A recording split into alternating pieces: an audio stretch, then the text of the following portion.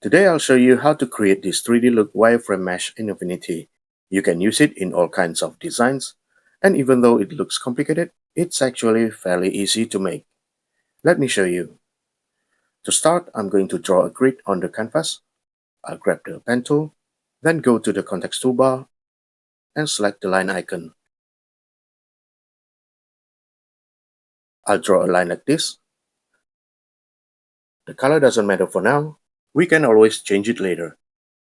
Then I'll go to the stroke panel,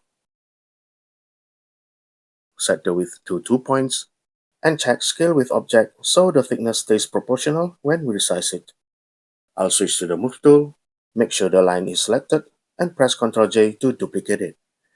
Then I'll drag it to the right while holding Shift to keep it horizontally aligned with the original. About this far is good. Now I'm going to create more copies.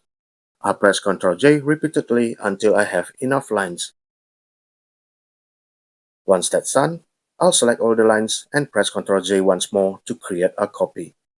Then I hold Shift and rotate the new lines 90 degrees. You can already see the grid taking shape. Now I need to clean up the lines that stick out from the grid.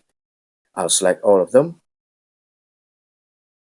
grab the Shape Builder tool, go to Action, select the minus icon, and drag over the excess lines to remove them. Now the grid is clean and neat. I'll switch to the Move tool, select the grid, rotate it 45 degrees, and scale it down a little. Then I'll merge everything together by going to Factor in the top menu and clicking Merge Curves. You can see it's now merged into one single layer. Let me move it to the center. Next, I'm going to give this grid some perspective. But first, let me add a guide to help keep the perspective handles aligned. I'll press Ctrl R to bring up the rulers. Then drag a horizontal guide and place it right here. Now I'll make sure the grid is selected. Then I'll go to Factor, New Warp Group, and select Perspective. I'll make sure snapping is enabled. Then drag this handle and snap it to the guide right here. And drag this one to snap it here. Once everything looks good, I'll click Convert to Curves. And it's now a perspective grid. I'll press Ctrl R to hide the rules and press Ctrl semicolon to hide the guide.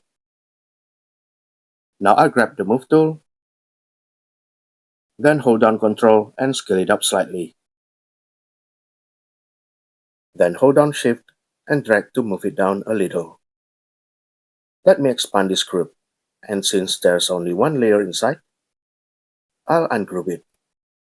Alright, next up is applying the Mesh Warp to the grid. I'll go to Factor, New Warp Group, and select Mesh. With Mesh Warp enabled, I can add new nodes by clicking on the lines within the mesh grid.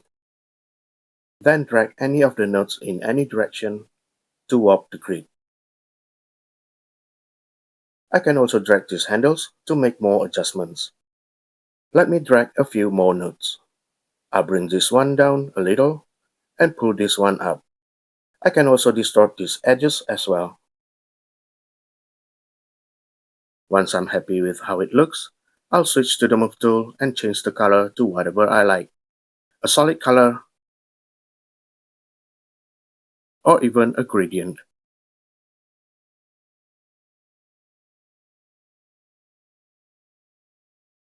I can also change the stroke width and make further adjustment on the mesh warp by clicking here. And just like that, our 3D wireframe mesh effect is done. I hope you found it useful. Drop me a comment if you have any questions. Thanks so much for watching, and I'll see you in the next video. Take care and bye.